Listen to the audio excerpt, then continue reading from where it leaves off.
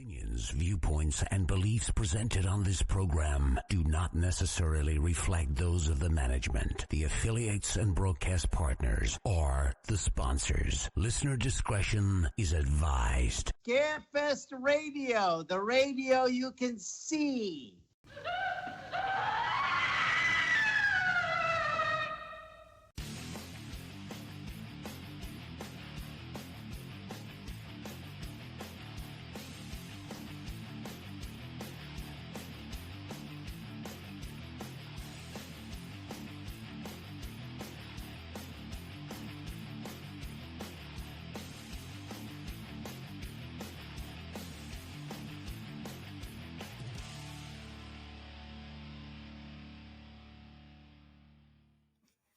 And hello everyone, and welcome to Scarefest Television, the original broadcast date, January 19th, 2024.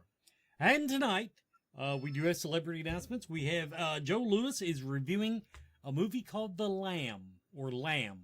Maybe no "the" on it. I have no idea. I had never heard. This is 2 weeks in a row. Never heard of what he's reviewing. And I just want to announce publicly that I pissed off some flat earthers on TikTok. So there. Tonight, go ahead and pull it up full screen there. Our guest tonight, Mark Muncy and Erica Lance. Now, you know them from the Eerie Travels podcast. And of course, Erika is famous for spelling her name wrong. Thank you. I excel at these things, yes. So anyway, I always have to get my dig in. But everybody, what it was, okay, they came to Scarefest in 2023 and presented a topic called Kentucky Holler Monsters. And me being a Kentucky Holler person, I wanted to hear about it. So we said, well, what better way to fill a calendar day and get them on the show. And by the way, I do want to call people. Now, put the link on the website. If you go to scarefestradio.com, in the right-hand column, if you're on a desktop, if you're on a telephone, you have to scroll way down the page. I did link to their podcast, and I was quite impressed. You all are actually not boring. Oh, what? Yes. I haven't been told that before. No, I have been told that before. Okay, there are a lot of podcasters. Your shows seem very well thought out. Now, because you're so topic-driven, and you do vary your topics quite a bit. I don't know how the hell you would ever research that stuff, but apparently you do to some point.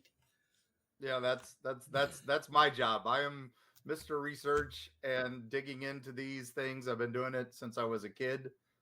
Grew up with In Search Of and the old monster shows, and had lived in the hollers of Kentucky, West Virginia, and knew these stories. And then I didn't realize that they were folklore, but then also I was like, oh wait, that's kind of like the Bigfoot I just saw Leonard Nimoy talk about, and all that. And then suddenly, as I've grown up and saw some weird things, I'm like, oh wait, there's more to this. And so it's became a lifetime study for me. And then Erika also does that. I'm just really the plucky comic relief. I mean, that's my entire gig on the show.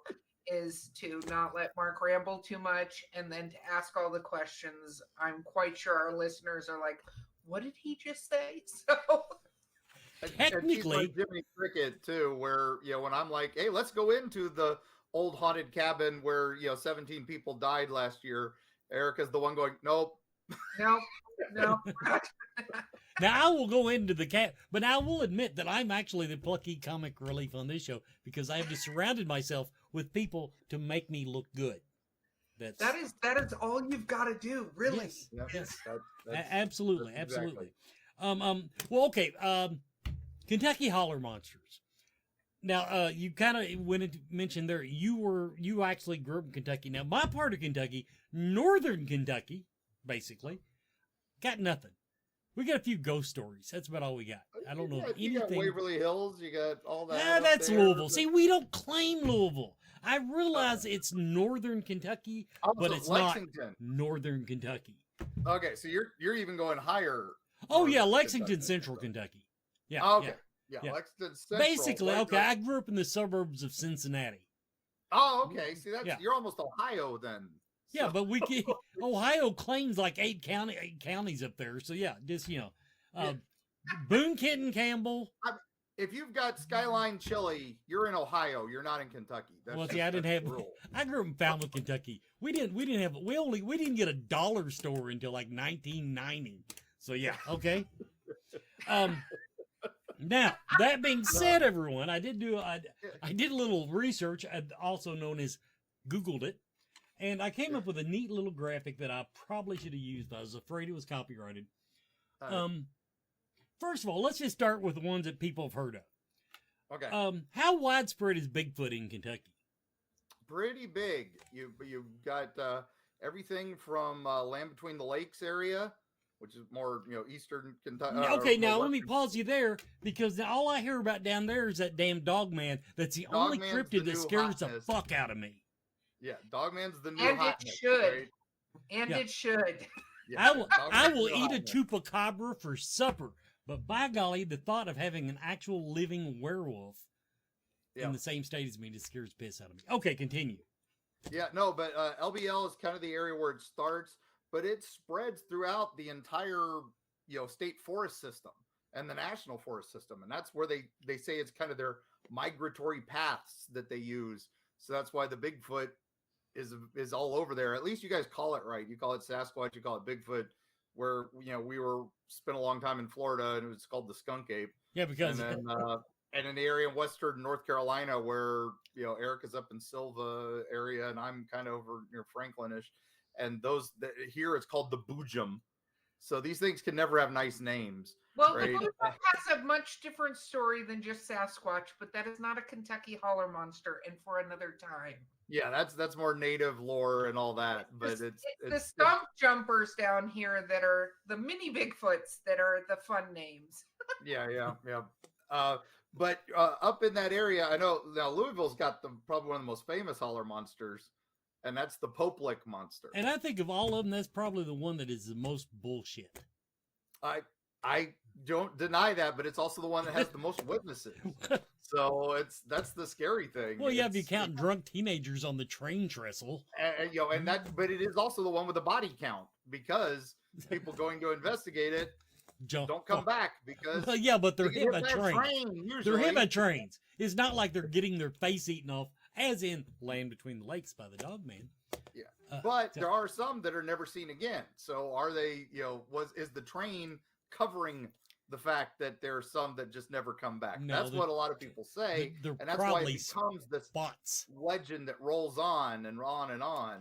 It's possible it may just take a pressure washer to find them. Yeah, at that just maybe just dredging, the Poplick area would be fine. Doing my normal job here as part of this podcast, I need to just say, can we quickly describe what the Poplick monster is for those that may not have ever heard of it? Right, he is a mythological or possibly cryptid creature that hangs out on this trestle bridge, train track trestle bridge over the Poplick River. And it's the big thing about him is he's got a goat man head, got shirtless body, and he is jacked. Every description of him is like something off of a romance novel cover. The guy needs to buy a shirt. But then he's also got furry goat legs and a tail. That's his big thing. But what sets him apart is he's got an axe. Not only is this guy just a big, mean, scary looking thing, he's got an axe, and he will chop you to pieces. And there's a great haunted house up there every year called Legend of Poplick, and they do his story every year just to keep it alive. And when you're there, for Eerie Travels, what we talk about is you do that, and then you just go around the corner and over to Waverly Hills, and you got one of the most haunted locations on the planet. So you get the double shot there. And Mark, I just want to say for those of us out there that appreciate it, he doesn't need to wear a shirt. Continue. Can't jump in here. It's like we've done this before, Erika. It's like weird. All right, but then you've also kind of not exactly cryptids and holler monsters. Probably one of the most famous encounters in Kentucky is Hopkinsville, and that's where you've got the little green men, of Kelly. The goblins, as they're known. Yeah, the goblins. Yes, and again, we've got to rename everything. They were originally the tub men because they flew in what they thought looked like a bathtub, and that's No way. one Okay, of the wait. part- Let me pause you only because I didn't know the original story had anything about them flying. Yep, and that's where the history and the folklore have taken over from what the original reports were. And if you go back to those OG newspaper reports, this is a bunch of little goblin creatures that attacked a family on New Year's Eve, and the family, there were like 3 families in a cabin all hanging out on New Year's Eve, and suddenly little green men, they say little green men, but actually the description is little silver men with a greenish glow, and they come after the people, and they, like all true Kentuckians, grab their shotguns and open fire. And when strange things start coming at them, right? So, and they have a battle for hours, and then finally, these guys freak out enough that they run off to go get the police, which now they really are scared. And the police come and they do an investigation, but the military shows up and investigates it too. Now, how many times have drunken, rednecks or hillbillies, well, more hillbillies in that area, and there is a difference. There is a difference, and they, how many times when that happens that the military show up? More than you think. Okay, yeah, In well, Kentucky, more than you think. that's true. Just Yeah, saying. Fort Campbell right there too, but it's crazy, and but that one, the term "little green men" comes from that because that was the glow, and so one of the reporters coins "little green men attacks town," and that's where it sticks. And then, but the early art reports were they were flying and they flew in a tub, and there was a meteor sighting or a UFO sighting depending on the description, and that's right before all this happened. Wasn't this one of the ones where they couldn't find an actual police officer, so they end up getting a reporter to come out? That was Flatwoods. That's West Virginia. So easy. Doesn't count. West Virginia doesn't count. Okay, before we go to commercial, and then I'm going to turn it over to Chad. One I got to ask about. It's on the map, and I've never heard of this one. Barilla. Barilla. Barilla, the Godzilla of bears. He's we have Hogzilla. We had all these other things. So Barilla was like a gorilla, and a bear mixed. And somehow he's not a Bigfoot and he's not a dogman, but he's somewhere in the middle. And he's in the kind of more western Kentucky area. And he's a big guy. Now on the map, it's showing him practically sitting in Maysville. I have no idea. Okay, but, yeah, kind of. There have been a couple sightings down there. He kind of travels a little bit too. He matriculates across the state. Yeah, and then but like I said, I love the lesser known holler monsters. So when I get a chance to talk about those, I'll tell you all about some of those. The one I've never heard of. Is it lesser known enough? Okay, we're going to take a commercial break, and then we'll be right back with more Scarefest Television. Horror. Movie. Fans. For. Life. On Facebook. Find us. For watch parties. For news. For memes. For friends. For life. Horror movie fans for life. Join us.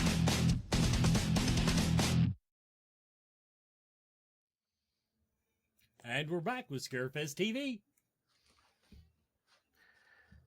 Mark and Erica, I can't wait to talk to you about this. I really hated that I had to miss your presentation at Scarefest last year, but I was doing the announcing, so I couldn't get away to get over there. So I'm excited to have the chance to talk to you tonight and pick your brain about some of this. let's go back a little bit. So, how did you pick Holler Monsters of Kentucky as an interest that you wanted to research and learn about? Well, Mark, it that's wasn't a good question. yeah, that's a me question. That's a me question. No, it wasn't just Holler Monsters. Originally, I was running a haunted attraction down in St. Petersburg, Florida for a time. It was a charity haunted attraction called Hellview Cemetery. And I based it all on local lore and legends of that area because I'd grown up in the Appalachians and knew all these weird monsters and stuff. So I tried to base it all on Florida legends. And that was when I was trying to have a real job and be a dad. And then suddenly years pass and my kids grow up and I'm like, hey, I'm going to dig into these a little more. And I started finding the real stories behind the myths and legends.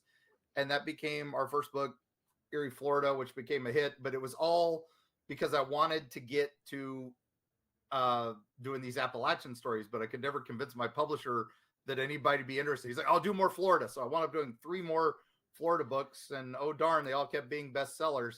So they finally let me back out of the state. I escaped over the wall back into normal civilization out of Florida and got up into the Appalachians, thanks to 2020 when the world ended. And I was able to do all the Appalachian Trail and get all these fun stories from these Meemaws and Peepaws that thought their lines were ending and all their kids were just playing on their phones. So they didn't care and didn't want to know the family monster that lived in the woods behind them, the old man of the woods, or the guy with the giant dog that grants wishes and all these fun things. You're just like, sounds like stuff out of South Park. And then you start digging into it and it just gets even cooler. And it all goes back. I had one on our land when I was a kid. It's one, and it was in Louisa, Kentucky area, which is right on the West Virginia border. And my family land has one of those creatures. And that's why I was like, I've got to bring this story to the world. Oh, Mark, I think if it's okay, you ought to share this ridiculous Holler monster because it definitely is in the top 10. Are you kidding me? Holler monsters. And it sounds like something out of South Park. I swear to God. When I was a kid, I would hear about this thing, and it has the body of either a cow or a big cat, like a small cow or a big cat, and it has the human head that is misshapen or deformed, and it glows, and then it has a wooden leg. One of its 4 legs is wooden. And so again, since we can't have nice things, it doesn't have a cool name like, the beast of the hills or anything. Nope. It's called the bench leg. The bench leg of Goble Ridge, right? I think How I are you dated supposed to her. be scared of this thing? and my father would tell the story the best. It was just the thing would jump from tree to tree. And if you were riding along and you were a bad man, it would use its leg like a whoop-ass stick and knock you off your horse. So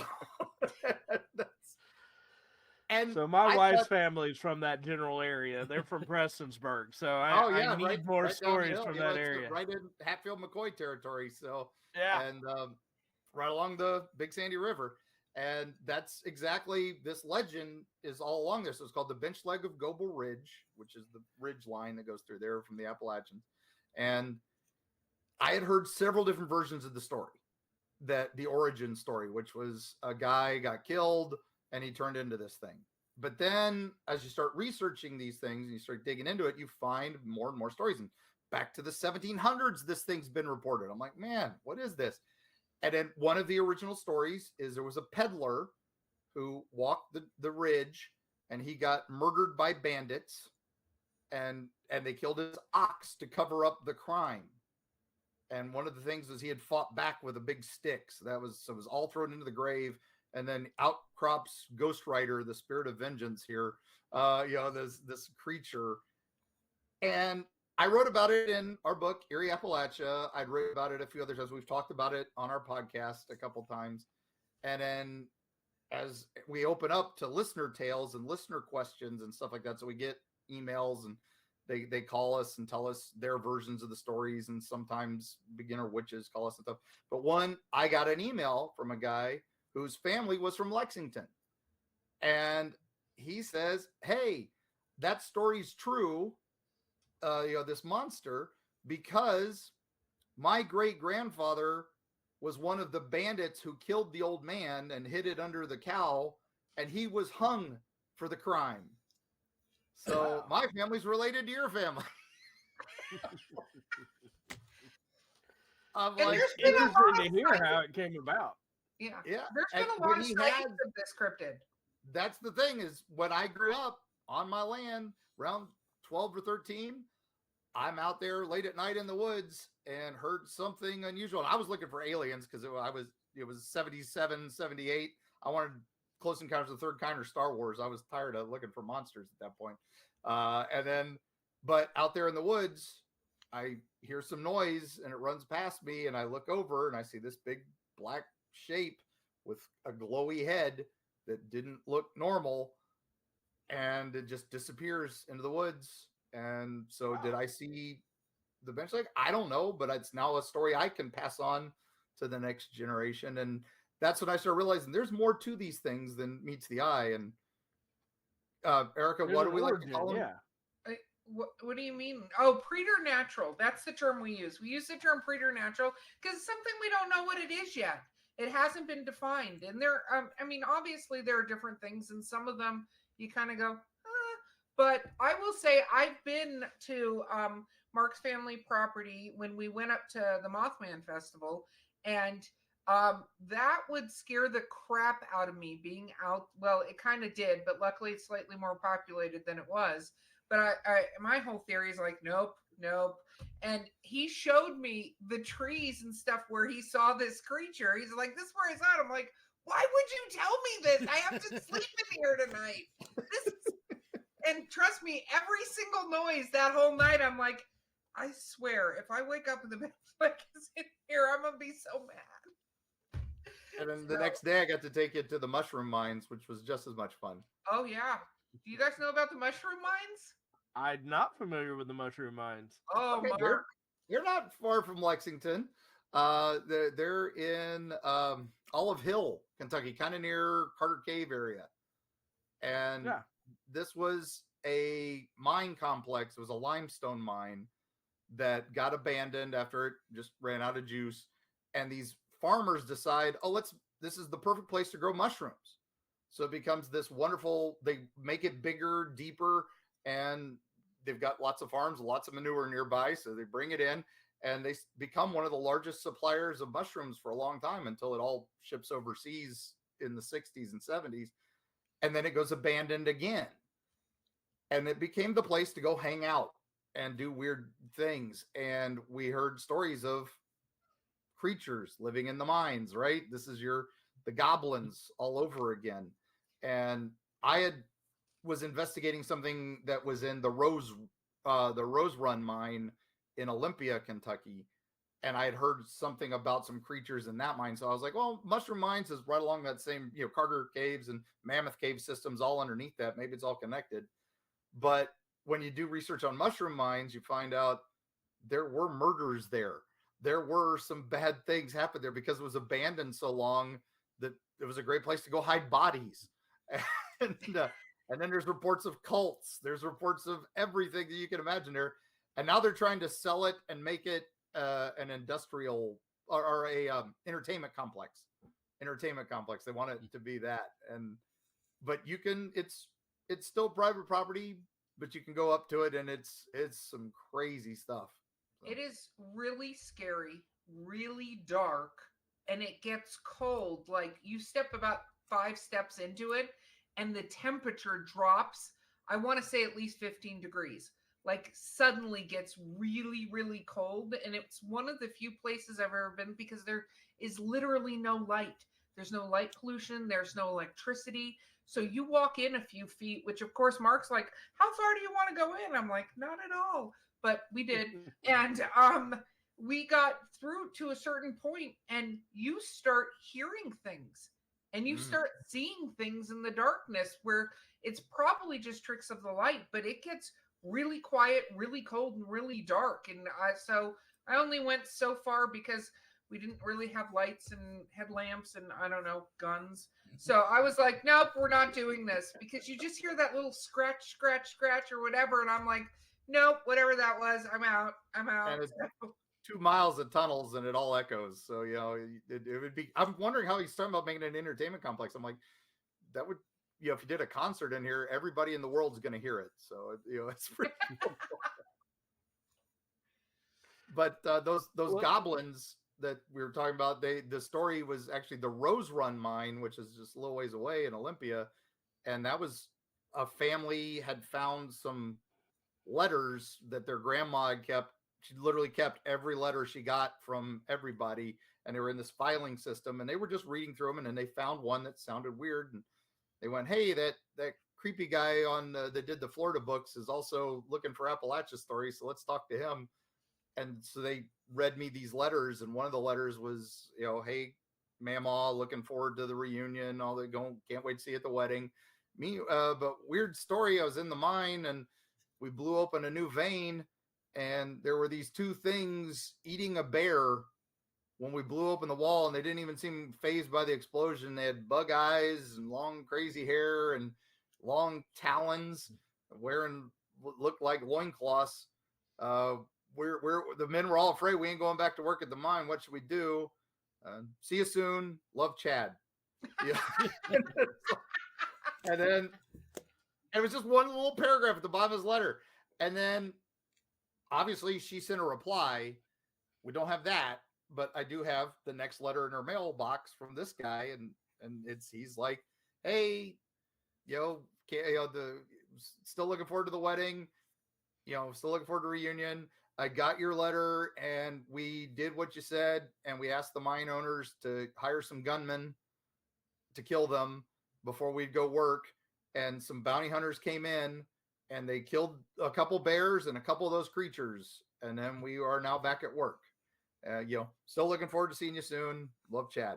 And I was like, wow, this is crazy. I've never heard of this. Never heard of anything about Rose Run Mine, except that it had a disaster. And then I looked up, and the disaster was like 3 years after this, where they blew up another vein and it didn't go up, but a lot of men died. So what happened? But then I was looking at the dates of that, and you start doing research, and you find newspaper articles in the area.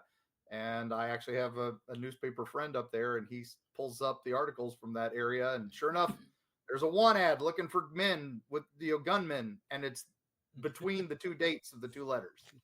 So that's amazing. I grew up on those stories. My family's from Whitesburg, my side of the family. And I grew up with my grandmother telling me these stories, but they've all been lost. I don't remember them. She's passed away.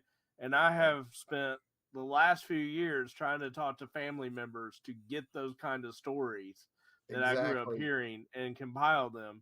And unfortunately, we've lost a lot of them to time. So it's great to hear your research and some of the stories you have. And we're going to get back to UFOs, I'm sure, before the end of this show, as long as we're talking about hollers in Kentucky. So, but it's 30-minute mark. So we're going to toss it to a commercial. We'll be right back with Mark and Erica.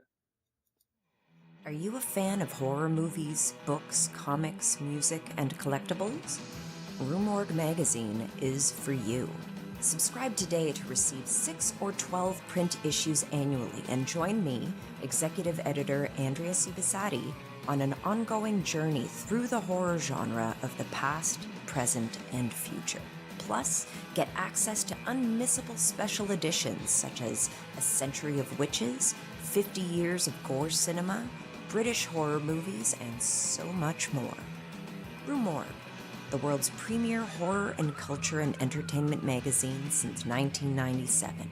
Accept no substitute.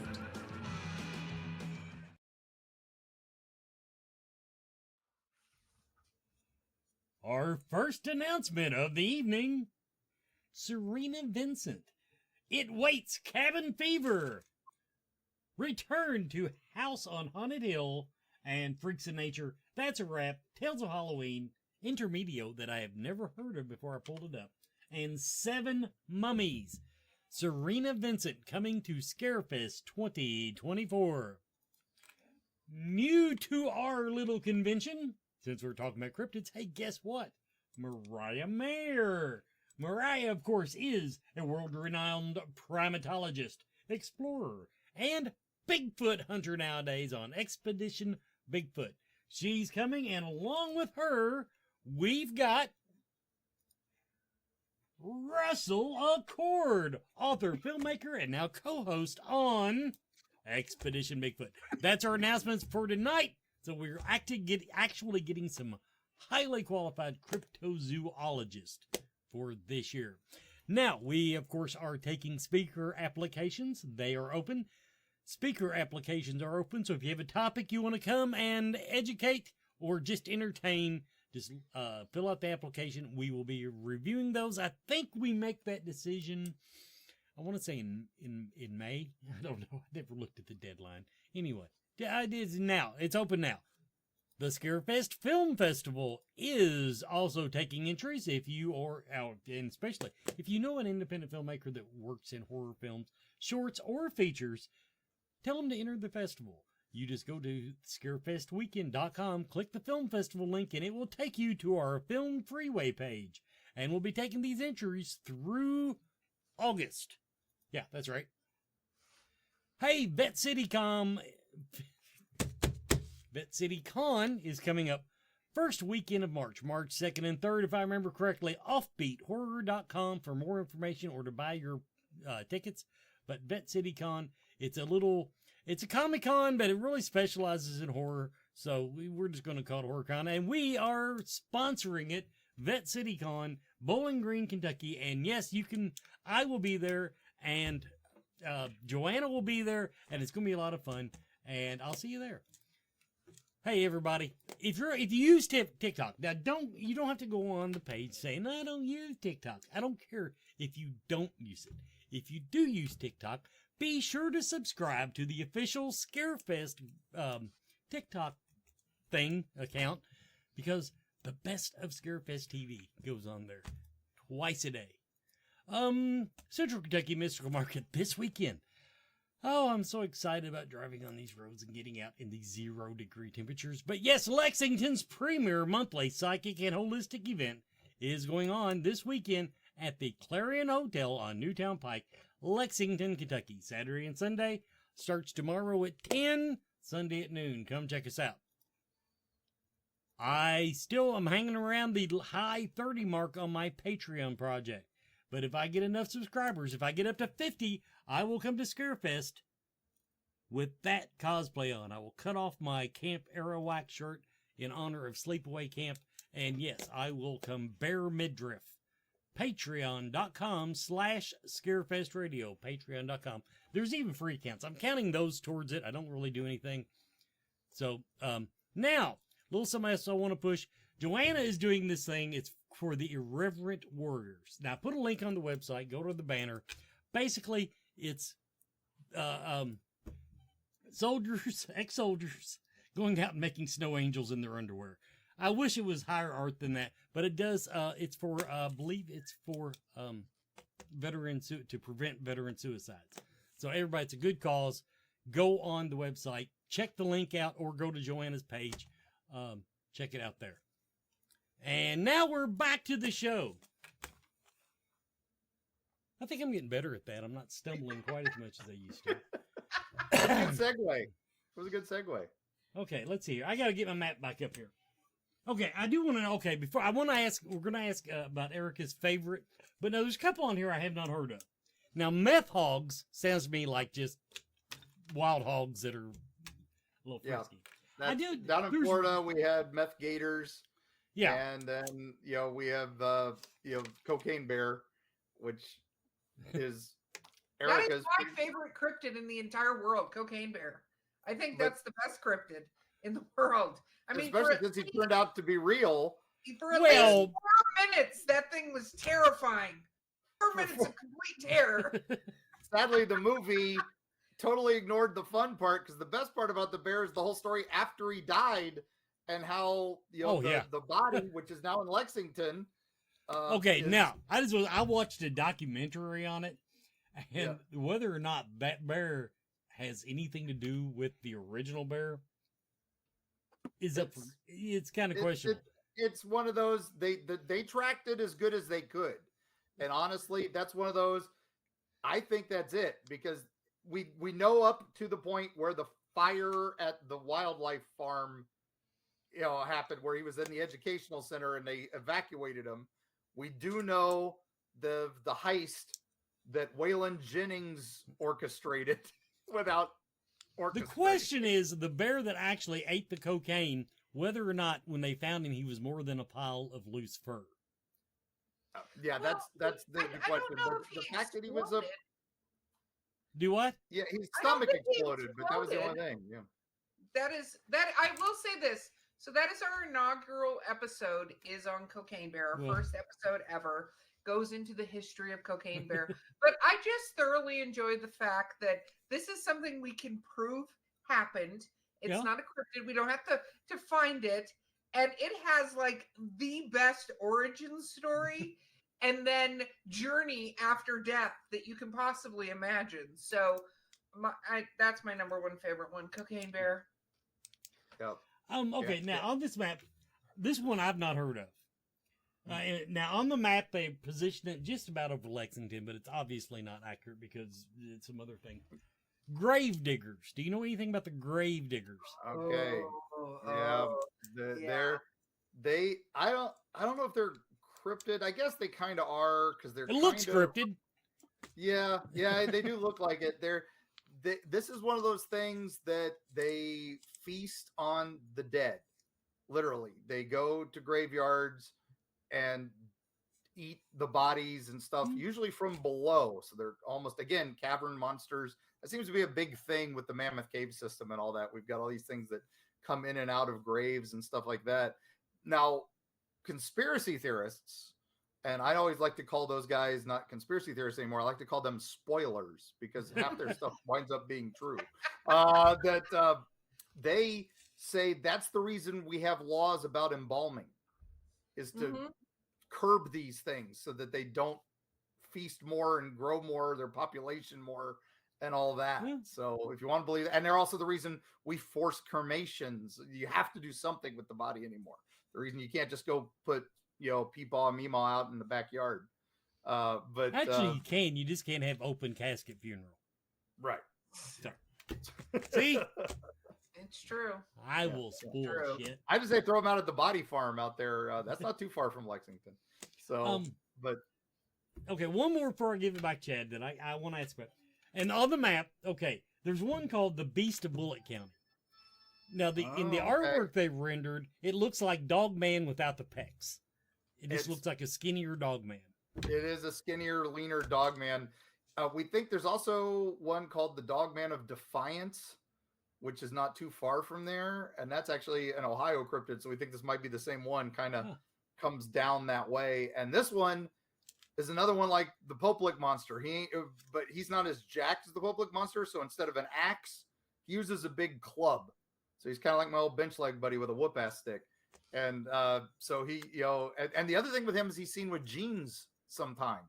So he really is a werewolf. That's what bugs me about when we, I think Chad was my co-host for that episode. We interviewed the North American Dogman Association people. And they're cryptids. It's nothing paranormal about it. It's a living, breathing creature that and you go on their website, and the artist renderings from the eyewitness accounts, they're all wearing pants. Yep. So, yep. I'm like, yep. That's which blends into the Rougarou down in Louisiana, where it's a person who transforms and all that, and that fits more, I think. And we get experts on both sides on our podcast. We've had the guys who are 100%. It's an ape, for Bigfoot. And we have the other guys who are like, it's something we don't understand yet. And I kind of like that, because some of this stuff doesn't make sense. Why do the footprints just stop? Where do they go? What are all these things? And that's the kind of stuff we like the weird. The weirder it gets, the better. I just want to point out how many Kentucky Holler monsters somehow are armed in relation to other cryptids and stuff. Like you have centralized the most armed cryptids ever in this one state. But everywhere okay, else, think about Spend it. more except time for in Kentucky hollers, you will be too. You will have to be. Yeah, exactly. except for Texas, I had- we probably have more guns per capita than like anybody. But they don't have guns. It's like you have Bigfoot, you have Dogman, you have all these cryptids, you have Well, squirrels. they can't fill out the paperwork. And literally none of them are armed, but you go to Kentucky and all of a sudden everything is armed. The bench leg, it's armed. Like, it's not just some mutated zombie cow creature. It has a weapon. You gotta love that. You gotta. Oh yeah, but I'm with Chad. I wouldn't hang out here without somebody. No, it's the only way to stay, out from being extinct and just staying on the endangered list. So.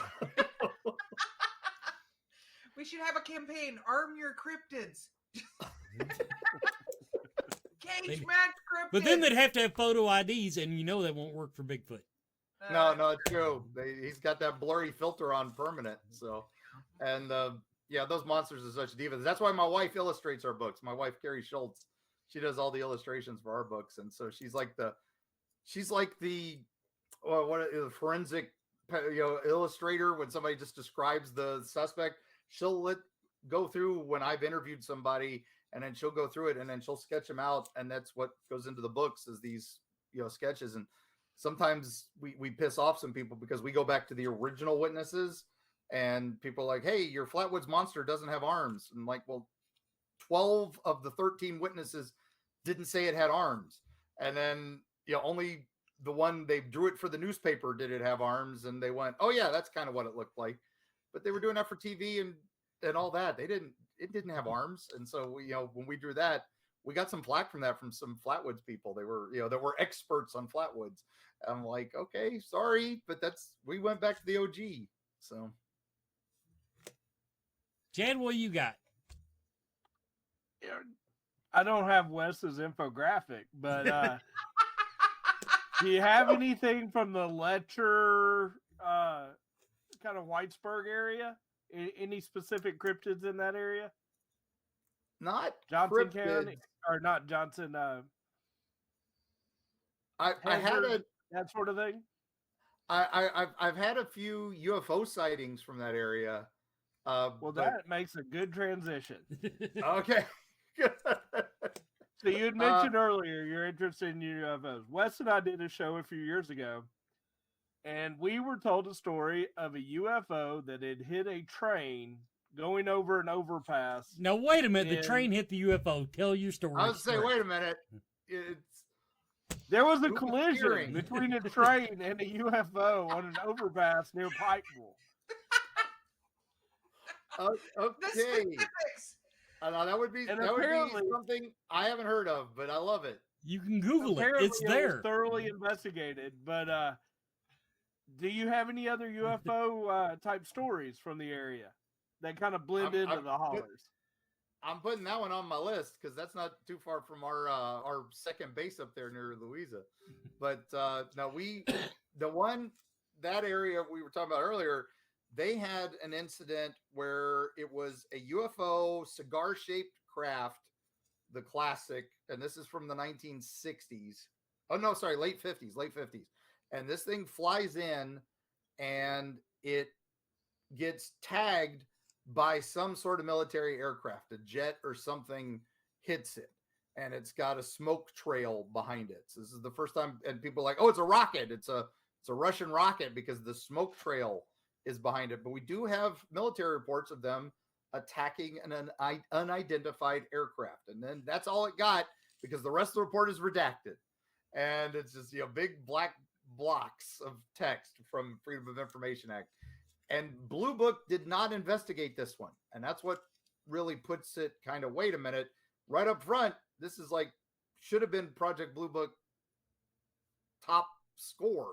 And they're right there, right pat, not far, but they don't touch it. The only weird thing about the day that this happened is it is literally the same day as an event that is a bit more famous, and that's the one over in Tennessee near the Brown Mountain Lights area of North Carolina, but on the Tennessee border, just over from that, it's a Brown Mountain Light sighting. And then there's this Tennessee craft that happens. But it's one of those, it's like that one got all the press and then this one over here didn't. And that's why I was drawn to that case. Cause I'm like, all right, this one has been researched. This one hasn't. So, but the problem is that I did hit a brick wall and I'm like, that's why nobody's writing about it, because there's literally a brick wall around this one. So someday, hopefully, but yeah, we got tons of UFO stories and all that. And we're getting more now that the government has said, hey, these things are real and we'd like to know more. And you're not crazy. And that's what happened with us is we got a bunch of emails from people, are now telling us, hey, I saw it on the news and this is what I saw when I was a kid, and now I'm 70 and I knew I wasn't crazy. I knew it wasn't a helicopter like the guy told me. Yeah. Well, what's really interesting is me and Mark joke a lot about this on the show, because the government can't come out now and go, by the way, we get UFOs all the time, aliens are real, because the entire world would panic. Like, so they can't, Men in Black, person is smart, people are stupid. So the world would panic if they actually admitted this. So we're quite convinced these congressional hearings and stuff are for when things like what happened down in Miami recently come up. They can just go, oh, yeah, we mentioned that they were real, kind of in the, We tried to tell you. We did. We weren't. Nobody paid attention to our trials. So. Well, there's a new one for you to research. I will look into that one. More about it. I will have to look more into that one because I love my UFOs, my aliens, the big one up there. Everybody's like, why didn't you put this one in your book? Is the Vegetable Man. Have you guys heard of this one? I have not heard of Vegetable Man. Okay, I'm going to put this, by the way, in the category of worst cryptid / whatever. Yeah, whatever. A guy, we like to have Weekly World News. You guys remember that? Oh yeah. That great newspaper of all time. Rest in peace, Mr. Capulta, who created Bat Boy. But one of the rules of that was if you had one witness, it was real. It happened, and you could run the story. And then regular journalism is supposed to have 3 independent sources, right? You're supposed to have 3 sources before you can go with it. Of course, that kind of changed in the era of 24-hour news. Again, we went almost Weekly World News. One source, it's good. Go for it. It has to have 2 witnesses at least, and preferably independent witnesses. 2 things that don't make sense before I'll run with it and start deep diving into it and all that. So this is one where one guy, so it's why I didn't put it in any of the books. He's out in the mountains of Kentucky and he hears some weird noises and he keeps looking up at the sky, sees a strange light, and it comes down over the hill and he wanders over the hill, and a creature that he describes as a vegetable man. It looked like a walking broccoli and with like asparagus legs. And the way he's describing it sounds like he's, enjoyed himself a little bit. And he even admits later, and it might have been the mushrooms, but that's in his statement. And people still give this one full credit as being a real incident of the vegetable man. And so I like to think that there might be a vegetable man, but next time someone sees it, please don't be on mushrooms. Yeah. I'd like to see that artist rendering. So yeah, Carrie, that might be on her next pile of stuff to draw as vegetable man. There is an artist rendering of this particular one. There was his artist rendering. He drew it. Yes, he drew this creature. And, you have to go, okay, because we get so many reports. We get, the reptilian aliens, the grays, and now the veggie ones. So they're like this side dish of aliens is the veggie aliens that may or may not appear depending on how imbibed you are. They're the salad course, yes. Yes. We're up to our next break. Let's go ahead and toss over to that, and we'll be right back with Mark and Erica. Okay, everybody, this is where I plug my old friends, spiritmechanics.com. Spirit Mechanics. They've been a supporter of the show from the early days. As a matter of fact, holdovers from Paranormal Filler, if I remember correctly. The Missing Element Shop, your one-stop shop for Spirit Mechanics, Stevens, Healing Vibrations, metaphysical supplies, books, divination, altar supplies, tarot, oracle decks, handmade glassware, spirit boards, vibrational sound healings through the use of singing bowls and tuning forks, courtesy of Stephen Tyree. You'll find them at 1018 East New Circle Road, Lexington, Kentucky. Check them out online, spiritmechanics.com, or stop by the Central Kentucky Mystical Market this weekend and meet the boys in person and have a good afternoon to do it on. Really, they are great kids. God, I'm getting so on, I'm calling people kids now. Anyway, great boys, friends of mine, and I would love for you to go to spiritmechanics.com and check them out. Now to Bonehead Weekly. Hey, Scarefest fans, this is Joe Lewis of Bonehead Weekly with a review of a movie that technically isn't a horror film, but it's kind of a creature feature. I would say in the vein of kind of like The Shape of Water by Del Toro. It's nothing like it, but in the sense of it's kind of a creature feature. It's not really a horror film, and I guess I get a little leeway on the show, and but I also want to bring you stuff that you may have never seen. So it came out in 2021 from A24, and A24, they make some interesting pictures, okay? Not all of them are going to be for everybody, I get it, but Midsummer, The Green Knight, The Witch, those are all A24 movies, and I love them all. This is about a couple in Iceland. They're sheep farmers, and one night they are helping birth sheep, and one of the sheep children, babies, is different. Basically, I'm trying to think of how to break it down. It takes place in rural Iceland. This couple, we kind of figure out that maybe they had a kid, or maybe the kid passed away. It's kind of hinted at. And they go ahead and raise this little sheep person as their own. The problem is, was it their own? This movie influenced me, or at least this movie affected me on a lot of different levels. And I wonder if it's because I'm a parent. And if some of you all watch this, then please, by all means, let me know what you think. Numi Rapace, you would know her from Prometheus. And she's the original girl with the dragon tattoo, not the remake. She's a wonderful actress. Everybody's good in it. It's a pretty movie. When you take on someone else's child, was it your child? No matter how much you love them, was it ever your child to begin with? There's a lot of layers to this movie. And you're either like The Shape of Water, and I guess the way I'm going to relate it to it, you're either on board or you're not on board, right? Because about midway through the movie, you start to see the sheep girl, whatever it is. You either go with it or you don't. I went with it, and I enjoyed this movie a lot. Now, it is not perfect, and the reason it's not perfect, and this is a complaint I have a lot, it's slow as molasses. This movie is extremely slow. But it's not really going to cost you anything, because most of you all have Prime, and it's on Prime for free. I think you should check it out. If you like things that are different, offbeat, maybe not necessarily things... It's not horrific, but it's definitely a creature movie. I don't know that it's a horror film, but I also don't know that I'd just call it a drama. And it asks a lot of questions.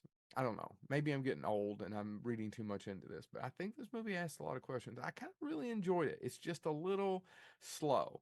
But past that, it's great. So check out Lamb on Amazon Prime. A lot of you are going to watch this and tell me that I'm an idiot and this is the biggest piece of crap, and it's because you just can't get on board. It's like Brandon Griffith still complaining about The Shape of Water. It's like a fish. And I was like, all right, forget it. You're either going to get on board with it and enjoy it or not. I really enjoyed it. So forgive my cold. Check out Lamb on Amazon Prime. I kind of liked it. It's different. Check it out if you want to see something different. This has been Joe Lewis of Bonehead Weekly.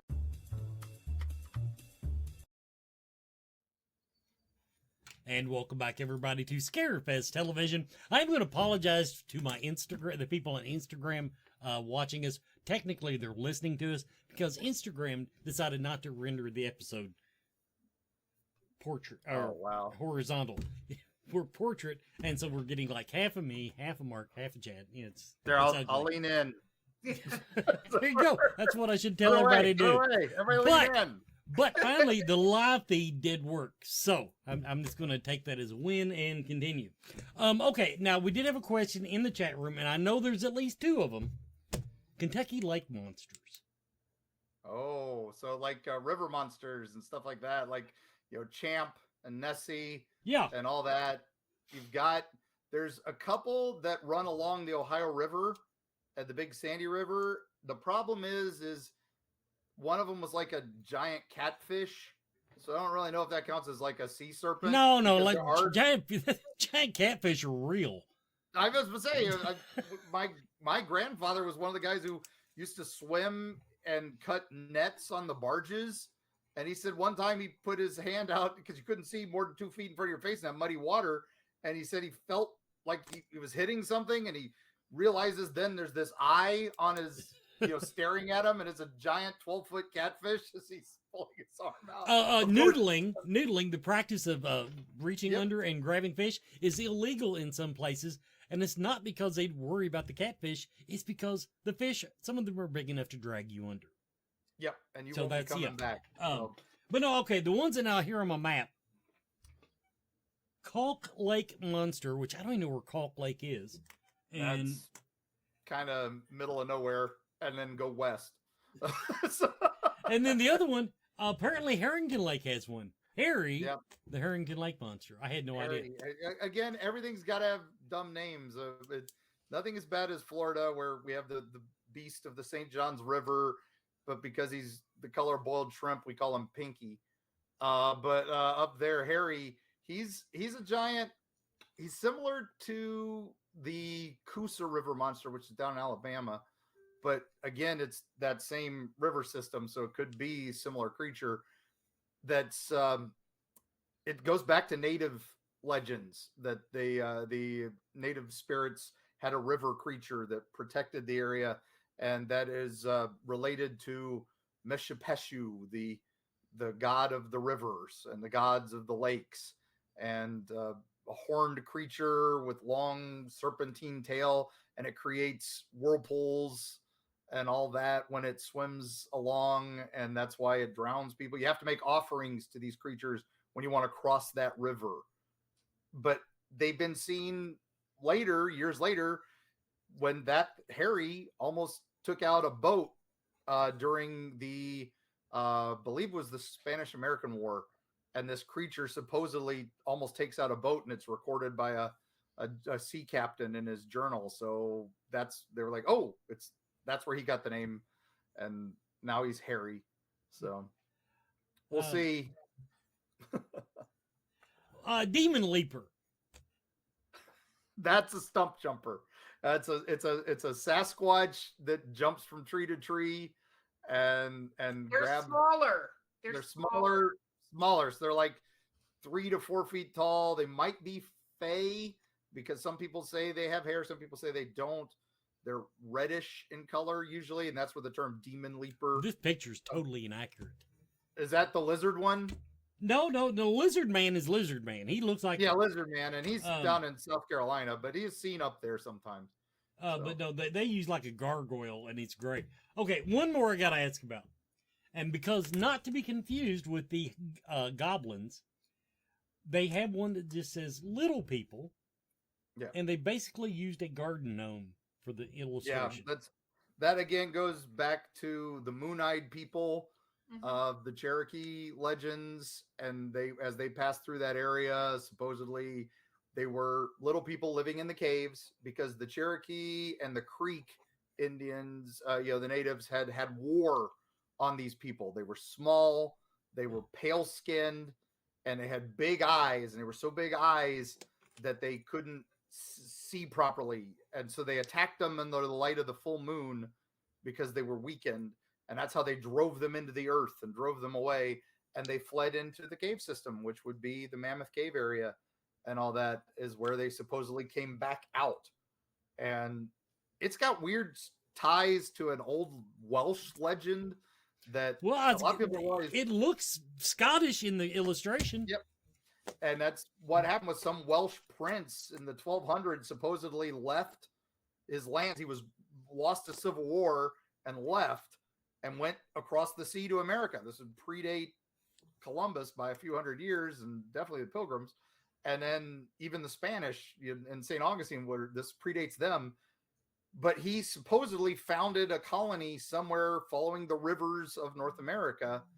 And then he sent back for family. And that's the reason we have records of this at all, is the family over there said, oh yeah, he's established a new colony. Come with me. I'm bringing a couple hundred colonists. And we don't know whatever happened to them. They probably disappeared in the Atlantic.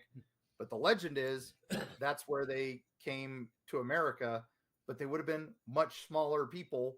And then they were driven into the caves, they evolved to become much, much smaller, and gnomes and fae. Well, in Iceland, because we did an Iceland movie, in Iceland, the fae are called little people. And there are so many legends of these little people that live in the wilderness. I was over in Iceland about a year and a half ago, and a sea captain, of all people, told me these stories about the little people and how he had seen one. So it's it's entirely possible when you talk about like history and folklore that these creatures could have migrated over here. I very flippant and I make fun of this stuff. And with the exception of the Goat Man, I believe all of this is based in reality. But I'm sorry, I just don't buy it. That's why we call it preternatural. We think some of this stuff, and then some of this stuff really is just allegorical. We found some legends that are terrible, where some really terrible history happened, and don't go into that cave because the monster lives there. And you find out, oh yeah, 10 people were murdered in that cave back in the 1800s. Right. That's why you don't go there.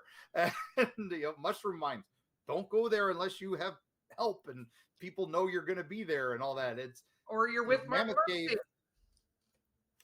Yeah, nobody knew we were going to be there. I don't know what the hell he's talking about. It's terrible advice. Yeah, and it's just one of those things. We just try to you've got to look beyond some of these legends, but then also some of them are if it looks like a duck and sounds like a duck, it's a duckzilla. So it's a cocaine duck. Okay, well, we're at the end of the show. Get your plugs in. Now, you mentioned you were going to be appearing somewhere during the break there. Yeah, March will be at the Loveland Frogman Festival. This coming in 1st of February, we'll be at Megacon down in Orlando, one of the biggest comic horror conventions in the world. 100,000 people a day come to that event, and we're doing a live podcast from there. We're special guests of the show. We'll be doing a couple other panels on top of that. And one of the great groups, Phantasmagoria, they do a Victorian horror group, and they are actually acting out some of our Holler legends for the fans in a panel. So that'll be fun. If you go to EerieTravels.com, it's got all of our upcoming appearances. That also links to the podcast. It links to our Patreon, so you can subscribe to our Patreon and get some freebie stuff too. And then all of our socials are off of that too. And Mark, Erika also does for shameless self-promotion. Where's your? Oh yeah, and then my books you can find at fine bookstores everywhere, and every Cracker Barrel in Florida is the Eerie, Florida book series. Eerie, Florida, Freaky Florida, and Creepy Florida. And then as I ran out of adjectives, they finally let me do Eerie, Appalachia. So Eerie, Appalachia. Yep.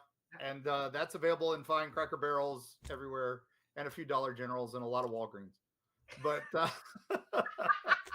hey, when you hit the bestseller list that way, it's all good.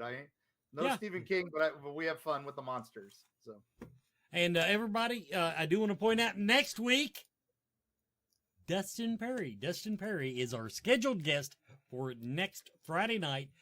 Katie Followell will be my co-host. And I want to give him a plug. This will be like a family reunion. I haven't seen Dustin forever. Anyway, I want to thank everybody for tuning in tonight. I want to thank Mark Muncy and Erica Lance for being delightful guests and made mine and Chad's jobs just so damned easy. Thank you for having us. And if you forget the links, people, I've got it on the website. I'm even going to add your Appalachian book on there, the monster thing, because I'm a hell of a nice guy. And so, yeah, check it everybody. ScarefestRadio.com is my website, and we will be back next week.